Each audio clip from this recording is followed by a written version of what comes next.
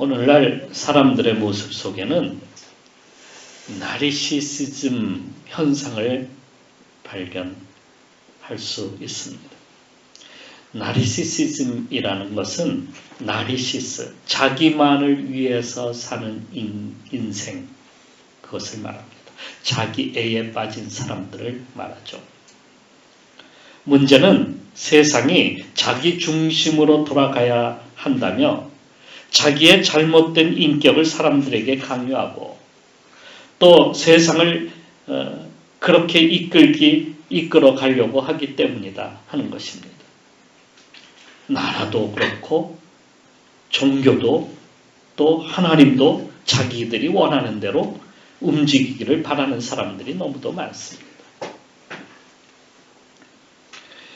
이들 생각으로 보면 세상 모든 피조물을 하나님이 창조하신 것이 인간을 위한 일처럼 보인다는 거예요. 하늘을 펼치시고 거기에 태양과 달과 별들을 만드셨습니다. 그리고 밤과 낮을 두시고 땅과 바다를 두셨습니다. 자연 만물을 두시고 새와 바다의 고기와 그리고 짐승들을 창조하셨습니다. 그리고 나서 마지막에 인간을 갖다가 만드셨죠. 자, 이 모든 것들을 생각해 보면 인간을 위해서 모든 것을 다 준비해 놓으신 것처럼 보입니다. 하나님은 인간에게 뭐라고 말씀하셨냐면 이 모든 것을 정복하고 다스리고 번성하라 이렇게 말씀을 하셨죠. 그러니까 여기까지만 보면 인간은 나르시스에 빠지기 쉽습니다. 우주가 인간 중심으로 자기 중심으로 돌아가도록 만들어진 것처럼 보이는 거예요. 실제로 하나님만 없다면 그렇습니다. 성경에서 그런 모습으로 산 사람이 있었습니다. 야곱이라는 사람. 야곱의 이름의 뜻은 빼앗는 자다. 그런 뜻이에요. 자기를 위해서 채우려고 모든 것을 빼앗는 거예요. 그는 자기의 욕심을 채우기 위해서 모든 사람이 자기를 위해서 살아가기를 원했어요. 그걸 어디서부터 시작했냐면 엄마 뱃속서부터 시작을 했어요. 엄마의 뱃속에서 둘이서 싸우고 있는 거예요. 두 민족이 싸우고 있다는 거예요. 성경은 그렇게 말씀하시죠. 리브가의 뱃속에 두 아이가 있었어요. 하나는 에서고 하나는 야곱이에요. 둘은 자기 자리를 위해서 서로 싸웁니다. 에서가 먼저 밖으로 나왔어요. 그것조차도 싫어서 야곱은 에서의 발목을 잡고 나왔다 해서 야곱이라고 이렇게 지었죠. 이름을. 나와서도 부모가 자기를 위해서 축복해주고 에서도 그렇게 하기를 바랬어요. 그가 멀리 하란의 그 삼촌 라반의 집에 가서도 그렇게 했습니다. 자기가 좋아하는 라반의 딸을 갖다가 얻고자 했습니다. 그래서 그 집에 있는 여자들을 다 자기가 다 도차지했어요. 두 딸과 그리고 또 그 여종들을. 그래서 부인이 4명이나 됐어요. 대단하죠. 라반의 두 딸과 그 여종 둘을 갖다가 그렇게 해서 다 부인으로 얻었어요. 자기가 원하는 대로 다 하는 겁니다. 삼촌 라반의 양 떼도 자기가 원하는 대로 소유하고 싶으면 소유하고 버리고 싶으면 버리는 거예요. 그런데 그렇게 살다 보니까요, 모든 사람들이 다 적이 되는 거예요. 삼촌도 그렇고요, 에서도 그렇고요, 그리고 이웃들도 그렇습니다. 그 만나는 이웃들이 자기가 원하는 대로 하려다 보니까 되지를 않는 거예요. 그러니까 다 어떻게 돼요? 적이 되는 거예요. 그가 바뀐 것은 언제 바뀌었냐면 하나님과 만나고 나서 바뀐 거예요. 하나님과의 만남 때문이었어요.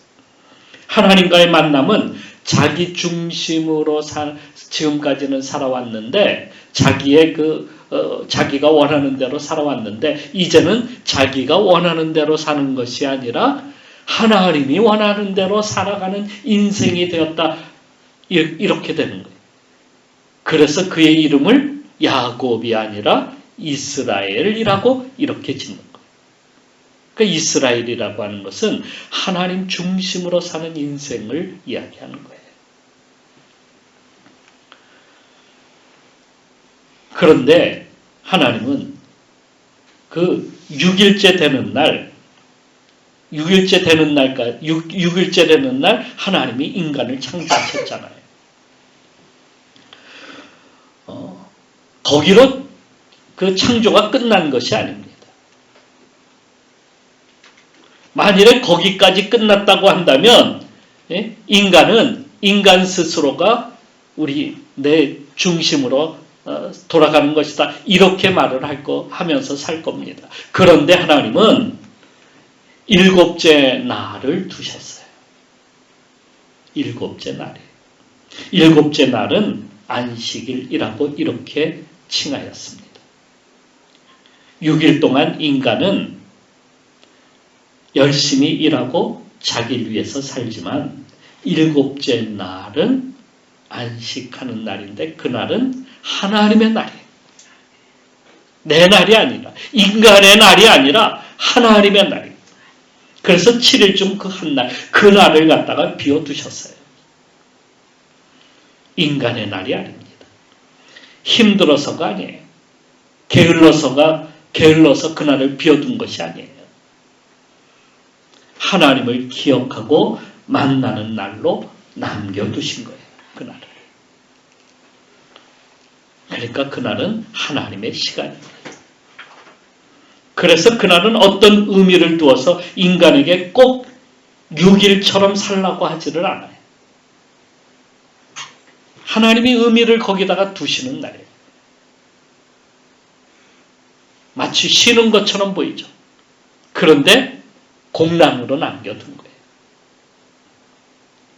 그것은 내가 그렇게 공란이 아니라 하나님께서 거기에 뭔가를 하시기 위함이라는 것이죠. 하나님의 중심, 하나님 중심의 날이, 하나님이 하시겠다는 날. 하지만 인간은 그날까지 인간의 것으로 차지하려고 합니다. 그래서 창조의 질서가 무너지게 되는 거예요. 그날을 갖다가 자기 것으로 만들려고 하니까 파괴가 되는 거예요. 애굽의 종으로 팔려간 요셉에게 주인 보디발은 집의 모든 것을 다 나중에 맡기게 되죠. 다 맡겨요. 그에게 다 맡겨요. 그런데 한 가지 맡기지 않은 것이 있어요. 그게 뭡니까? 주인의 것. 주인의 아내를 그에게 맡기지 않았어요. 다 마음대로 할 수 있지만은 주인이 아니기에 그의 부인만큼은 건드릴 수가 없어요. 그는 노예로서 그의 부인의 모든 것을 할 수 있는 특권을 갖다가 받았을 뿐입니다. 7째 날은 바로 그런 거예요. 안식일이고 선악과와 같은 겁니다. 내 마음대로 하는 날이 아니란 얘기예요. 과거 공산주의 국가 소련이 망하게 된 원인은 바로 이것에 있었습니다. 그들은 주일이 있었지만은 그것을 갖다가 어떻게 했냐면 다 인민의 것이라고. 그 모든 것이 다 인민의 것이래요. 물론 거짓으로 그렇게 말한 거죠. 그 모든 것을 인민에게 다 돌렸다고 말합니다. 그러니까 인간이 그날도 주인이다. 이렇게 이야기한 겁니다. 그래서 모든 것이 인민의 것이 되었어요. 공장에서 물건을 만들다가도 필요하면 슬쩍 집으로 가져옵니다. 다 인민의 것이니까. 나중에는 물건이 생산되지 않는데요. 이상하게 시장에 가면 다 있는 거예요.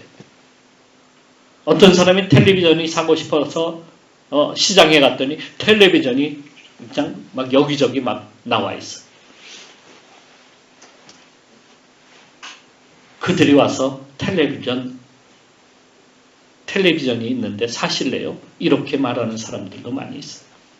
왜냐하면 집에 부품을 언제 다 가져다 놨는지 집에서 다 조립을 해가지고 내다 파는 거예요. 그러니 나라가 망할 수밖에 없죠. 국가에는 없는데 어디는 있어요? 시장에, 개인에게는 다 있는 거예요. 세상의 모든 물건에는 주인이 있습니다. 주인 몰래 사용하는 것은 도적일 뿐이에요. 그러니까 그날은 하나님의 것인데 하나님의 것인데 우리가 그것을 마음대로 하려니까 세상이 엉망으로 돌아가고 말았다. 그날은 누구의 것이다? 하나님의 것이라는 사실을 우리는 명심해야 됩니다. 그런데 그날은 하나님이 무엇을 하시기 위해서냐면 우리와 만나시기 위해서 그날을 주신 거예요. 우리와 만나시기 위해서 말입니다. 여러분, 데이트 잘하는 방법을 제가 말씀을 드려요.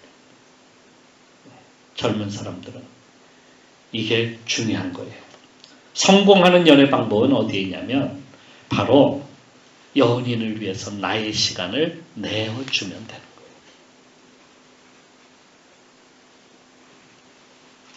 나의 시간을 갖다가 연인을 위해서 내어주면은요, 실패하지 않아요. 하나님께서 우리를 위해서 자기 시간을 위해서 내어주시는 거예요. 자기의 것을, 자기의 시간을 우리를 위해서 주시는 거예요.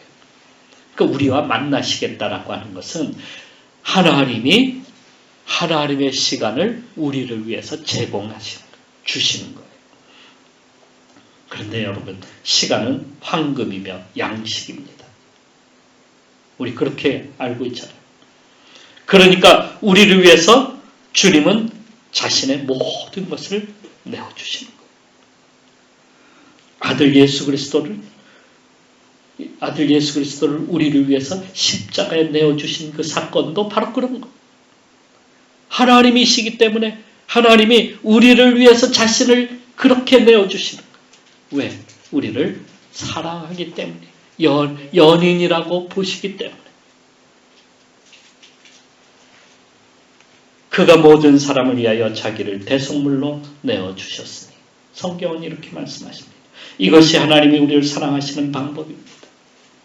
자기의 것을 우리에게 내어주신 이시다는 겁니다. 자기 아들을 아끼지 아니하시고 우리 모든 사람을 위하여 내주시니가 어찌 그 아들과 함께 모든 것을 우리에게 주시지 아니하시겠느냐. 로마서 8장 32절 말씀. 하나님이 모든 것을 우리에게 주시는 거예요. 그게 바로 만남이에요. 하나님이 만나시는 거예요. 하나님이 우리를 위해서 우리가 만나는 그 순간에 우리가 어떻게 돼요? 그 있잖아요. 베드로 성당에 가면 그 벽화 미켈란젤로가 거기에 보면 그 손과 손이 만나잖아요. 하나님의 손과 우리의 손이 만나는 순간 뭐가 생기는 거예요? 역사가 이루어지는 거예요. 창조가 이루어지는 거예요. 놀라운 역사가 이루어지는 거예요. 이것이 일곱째 날에 벌어지는 거예요. 하나님과 우리의 만남의 역사가 이루어지는 거예요. 우리를 구원하시기 위해 만드신 날, 우리를 만나시기 위해서 만나신 날, 그러기에 이 날은 내 마음대로 하는 날이 아니라는 사실이에요. 성경은 이 날을 거룩하게 지켜야 한다고 우리에게 말씀하고 계십니다. 안식일을 기억하여 거룩하게 지키라. 이게 성경에서 말씀하고 있는 겁니다. 거룩하게 지키라는 말씀은 나를 위한, 인생을 위한 것이 아니라 그날은 6일 동안 살았던 그 방법, 똑같이 하는 그런 날이 아니라는 말이에요. 특별한 날이라는 거예요. 그날은. 내가 지금 살았던 그 날이 아니라 특별하게 다른 날이에요. 나의 욕심과 육체의 일을 끊고 거룩한 모습으로 단장하여 하나님을 만나야 되는 거예요. 거룩한 옷을 입고 말이에요.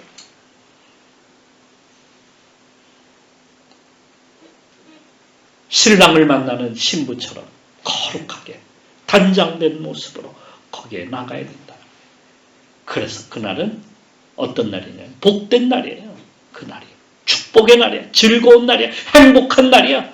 얼마나 놀라운 그런 날입니까? 하나님과 우리가 만나는 그 순간을 생각해 보세요. 인생에 있어서 그렇게 좋은 날이 없어요. 그렇게 되면 다른 날도 어떻게 되는 거예요? 다 복되게 되는 거예요. 이게 창조의 섭리예요. 우리가 창조의 날로 다시 돌아가려고 하면은 안식일을 바르게 지키면 돼요. 주의 날을 바르게 지키면 돼요. 그러면 바르게 역사가 이루어지는 거예요. 이게 되지 아니하니까 삶 자체가 자유가 없고 힘들어져요. 쉬는 날이 없어지고요. 인생이 고달파지기 시작합니다. 쉬어도 쉬는 게 아니야, 그게. 여러분, 특히 그 애굽의 종살이 하고요. 이스라엘 백성들이 애굽의 종살이 하고요. 바벨론의 종살이 하고 세상 나라의 종살이 하지 않습니까? 종살이를 하고 있지 않습니까? 그거 가만히 생각해 보세요. 그러니까 우리 인생이 어떻게 되냐면 하나님 없는 인생을 사는 순간부터 우리가 세상의 노예가 되는 거예요. 근데 그 노예가 무엇이냐면 일의 노예가 되는 거예요. 노예의 삶은 그런 겁니다. 노예는 못하기 위해서 사는 거예요. 일하기 위해서 사는 거예요. 그러니까 노예가 된다는 것은 우리가 쉬지 못하고 일하게 되는 거예요. 안식일도 없이 고달프게 일합니다. 일하다 맞아 죽고, 일하다 힘들어 죽고, 일하다 깔려 죽고, 일하다 굶어 죽고, 일하다 골병 들어 죽습니다. 일하지 못하는 사람은 언제 없어질지 몰라요. 일하지 못하는 사람들은 어떻게 돼? 그거는 필요 없는 사람이에요. 일하지 못하는 사람은 필요 없는 사람이에요. 인생에서. 그래서 언제 없어질지 몰라요. 여러분, 북한을 한번 생각해 보세요. 북한 사람들은 어떻게 살아가는 사람들일까? 평생 일만 하다가 죽는 사람들이에요. 누구를 위해서? 그걸 생각해. 노예예요. 그들은 일의 노예로 삽니다. 노동하다가 죽습니다. 주일이 있지만은 주일이 그 사람들에게는 행복한 날일까? 주일을 지키지 않는 사람들의 특징은 노예의 삶을 살아가고 있다는 사실이에요. 여러분, 주일을 정말 잘 지키는 사람은 거기서 벗어나는 사람이라는 사실을 알아야 돼요. 모세가 애굽의 바로에게 가서 이렇게 말을 합니다. 히브리 사람의 하나님 여호와께서 우리에게 임하셨은즉 우리가 우리 하나님 여호와께 제사를 드리려 하오니 사흘길쯤 광야로 가도록 허락하소서 하라. 하나님께서 바로에게 가서 이렇게 말하라고 하십니다. 그래서 이렇게 말하는 거예요. 우리로 하여금 하나님을 예배하도록 우리를 보내소서. 안식일을 지키고 예배하는 일은 자유를 얻는 날입니다. 그걸 알아야 돼요. 일에서 해방되는 날이에요. 그게 진정한 자유입니다. 그러니 주의 날이 얼마나 복된 날입니까? 그러기에 주님이 만드신 일곱째 날, 그날은 우리가 하나님께 드려야 되는 날이라 하는 말씀입니다. 그것이 오늘 여기의 말씀에 영과 진리로 예배하는 것입니다. 예배는 주일에 교회에 가는 것이 그게 그런 날이 아니에요. 예배하는 날이라서 주일날 야 우리 교회 가자. 예배 보러 가자. 예배 보는 사람이 있어요. 천주교 예배와 개신교 예배가 나눠지게 되는데요. 언제요? 종교개혁을 통해서 나눠지게 돼요. 천주교 예배는 미사라고 이렇게 그러죠. 이게 어디서 나온 거냐면 사명, 미션, 거기서 나온 미사. 미사는 뭐냐면 보는 거예요. 마지막 만찬을 재현해서 사람들에게 그것을 갖다가 보여주려고 그걸 멋있게 그냥 재현하는 거예요. 예배 자체가 재현하는 거예요. 십자가의 그 성호를 긋고 사람들에게 그 믿게 만들기 위해서 그러한 어떤 사제들이 그걸 갖다가 재현하는 거예요. 그게 예배예요. 그래서 천주교 예배는 보러 가는 거예요. 드리는 것이 아니라 보러 가는 거예요. 나를 하나님께 드리려고 하는 것이 아니라 예배가 미사는 이렇게 보는 거구나. 보는 거예요. 보는 거. 개신교 예배는 말씀에 참여하기 위해서 만들었어요.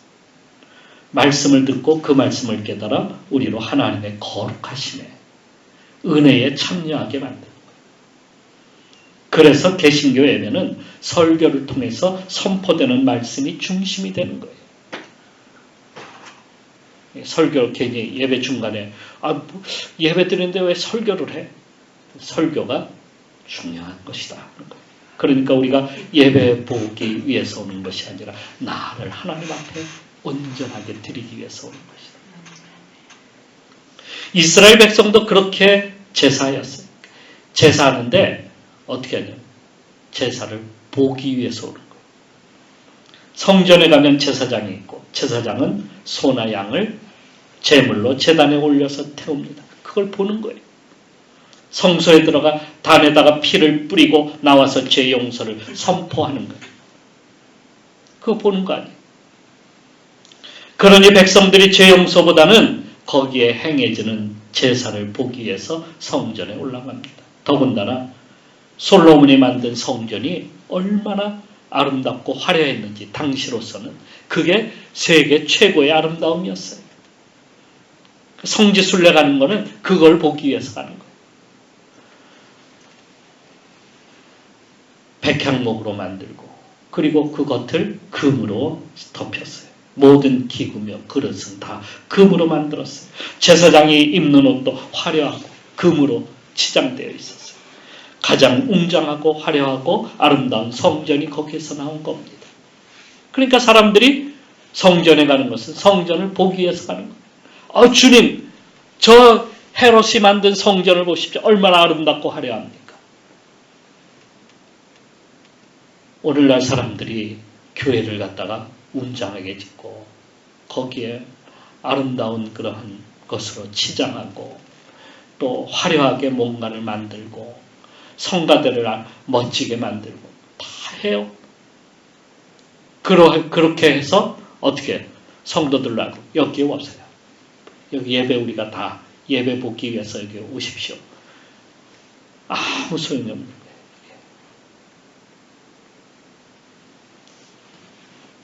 그러니까 여러분 어느 교회를 가든지 우리가 드리지 아니하면 소용이 없는 거예요. 온전한 예배로 하나님께 드리지 아니하면 아무 소용이 없는 거예요. 예배 보는 건 주일날 예배 보고 나는 주일 지켰다 이렇게 해서는 안 된다. 본문의 사마리아 여인도 이렇게 얘기합니다. 우리가 세운 성전에 가서 제사도 하고 비는데도 왜 내 삶은 답답하고 공허한 이유가 무엇 때문입니까? 당신들의 말에 예루살렘에서 제사하지 않았기 때문이라고 하는데 정말 그게 맞습니까? 주님께 이렇게 묻는 거였어요. 여기에 핵심이 있습니다. 주님은 사마리아 성전도 예루살렘 성전도 아니라고 하십니다. 너희가 지금까지 예배 보기 위해서 제사를 보기 위해서 가지 않았느냐? 그게 아니야.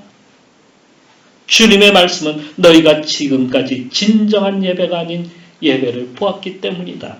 곧 하나님이 원하시는 제사는 영과 진리로 드리는 예배다. 그게 참 예배야. 지금 하나님은 그렇게 예배하는 자를 찾으신다. 주님이 이렇게 말씀을 하셨어요. 그렇게 예배하는 자를 찾으시는 거예요. 어떻게? 영과 진리로 예배하는 자. 자기를 온전히 주님 앞에 드려서 거룩하게 나가는 그러한 사람을 주님이 찾고 계시는 거예요. 영과 진리로 예배한다는 말은 나를 온전히 주님께 드리는 겁니다. 그럴 때 진정한 만남이 이루어지는 거예요.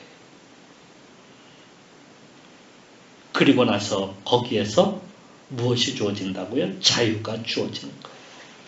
우리 육체로부터의 자유, 일로부터의 자유, 세상으로부터의 자유, 죄로부터의 자유, 억압으로부터의 자유. 이게 어디로부터 만들어지냐? 예배로부터 이루어집니다. 예배 잘 드리지 않는 곳을 잘 보세요. 다 억압이 있고 거기에 문제가 있게 노예의 삶을 살아가는 거예요.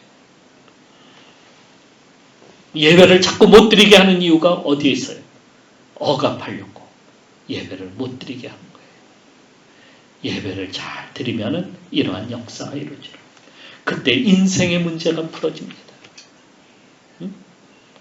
나를 그렇잖아요. 나로부터의 나의 육체로 살았던 것으로부터의 그 해방을 받는 그 순간 우리는 문제가 해결이 되는 거예요. 한 사업가가 사업에 실패하고 그만 모든 것을 잃어버렸다는 생각에 너무도 괴롭고 너무도 세상이 원망스러웠어요. 그래서 에휴, 산에 나가서 죽어야 되겠다 생각하고 산에 가서 왜 죽어? 부엉이 바위에 올라가려고 하는지 모르겠는데 하여튼 산에 가서 죽으려고 생각하고 집을 나섰어요. 근데 그날이 어떤 날이냐? 주일이었어요. 거리를 지나가는데요. 예전에는 주일이 되면 참 종소리가 울렸죠. 땡그랑 땡그랑 종소리도 울리고요. 또 언젠가는 또 차인벨도 그 시간 되면 차인벨도 울리기도 했죠.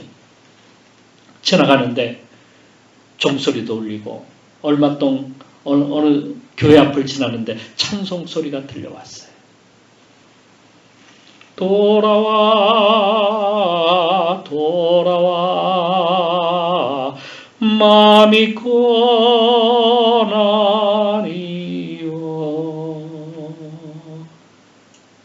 길이 참 어둡고 매우 험악하니 집을 나가니요 어서와 돌아와 어서와 돌아오라 하는 찬송이 그의 귀전에 막 들려오기 시작합니다. 순간 발걸음을 멈췄어요. 예전에 내가 그렇게 열심히 다녔던 것이 교회입니다. 그런데 사업이 잘 되니까 내가 주일도 잊어버리고 예배도 잊어버리고 지금 나는 어디로 가는 것일까? 그는 조용히 그 교회의 문을 열고 뒷자리에 가서 앉았습니다. 그날 예배드리는 순간 눈물이 막 쏟아지기 시작합니다. 예배드리는 동안 가슴이 막 울리기 시작했어요. 그리고 갑자기 그의 앞이 환하게 밝아오기 시작합니다. 감사가 튀어나왔어요. 그는 돌이켜서 일어나서 다시 집으로 돌아가게 되었습니다. 우리 삶이 힘들고 어려운 것은 인간 중심으로 살려고 하고 자기 중심으로 자꾸 만들어가니까 힘든 거예요. 모든 것이 적이 되는 거예요.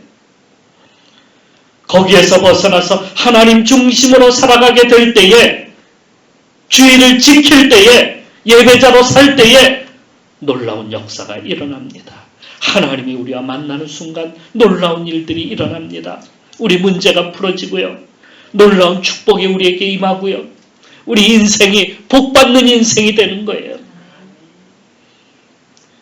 그러기에 우리는 나를 중심으로 살 것이 아니라 주님 중심으로 살면서 나를 주님 앞에 드리는 온전한 예배자로 설 때에 하나님이 바로 그 사람을 찾으신다는 사실입니다.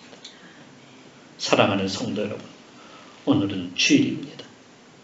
온전하게 주님 앞에 나를 드릴 수 있는 그러한 날이 되어서 날마다 주님이 찾으시는 예배자로 살아가는 성도가 되시기를 주님의 이름으로 축원합니다. 기도하겠습니다. 개미 중에는요, 개미에게는 여왕개미가 있고요, 병정개미가 있고요, 또 하나 일개미가 있습니다. 일개미는 쉴 틈 없이 평생 일만 하는 개미입니다. 자기가 쉬겠다고 쉬고 싶다고 해서 쉬는 것이 개미가 아니에요. 일개미로 평생 살도록 그렇게 태어났기 때문이죠.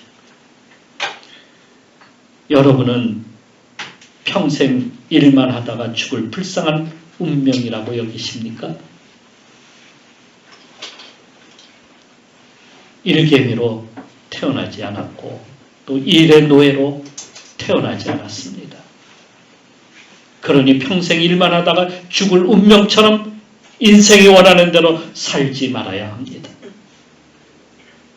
하나님이 원하시는 그 길을 우리가 따라가야 되지 않습니까? 내 중심으로 살면 우리는 노예로 사는 거예요. 세상의 노예로, 사탄의 노예로. 하나님 중심으로 살 때에 진정으로 복된 인생이 되는 거예요. 자유를 얻고 거기에 참된 은혜가, 복이 넘치는 겁니다. 하나님은 예배자를 찾으십니다. 하나님 중심으로 사는 사람은 예배자로 사는 겁니다. 그때에 우리 문제가 풀어집니다. 그때에 우리 인생이 풀어집니다. 그때에 우리 인생이 복을 받습니다. 예배자로 삽시다. 주님을 예배하고 주님 중심으로 사는 인생. 주여, 오늘도 주님께 나왔습니다. 나를 붙들어 주시어서 예배자로 살기를 원하오니 함께하여 주옵소서. 우리 잠깐 동안 주님 앞에 기도하며 나가도록 합시다.